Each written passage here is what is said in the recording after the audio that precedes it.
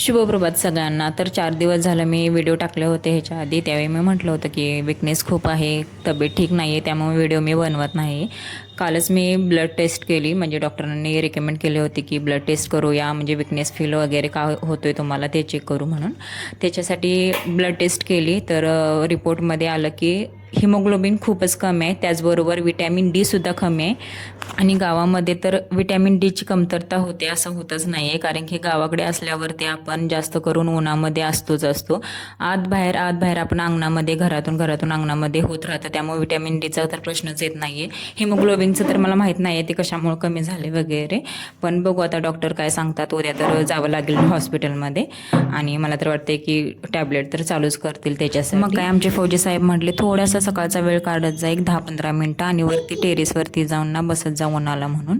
पण सकाळचा टाईम कुठे भेटतो, सकाळचा अजिबात टाईम भेटत नाही, कारण मुलांना स्कूलला वगैरे पाठवायचं, त्याच्यानंतर घरी येऊन घरातलं सगळं आवरायचं, त्यामुळे सकाळचा तर टाईम भेटतच नाही. पण असं बघू.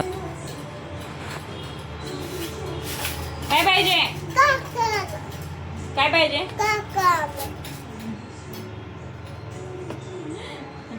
चुकून किचनवरती साखरेचा डबा माझ्याकडून राहिल्यानंतर ना लगेच आधी गेला आणि म्हणतो की मला साखर पाहिजे म्हणून. म्हणजे मुलांना दुसरं काहीतरी ठेवलं असतं ना, चपाती भाजी वगैरे, तरी मागितली नसती. साखर आहे म्हटल्यावरती लगेच आवडीनं घेतलीच तिने.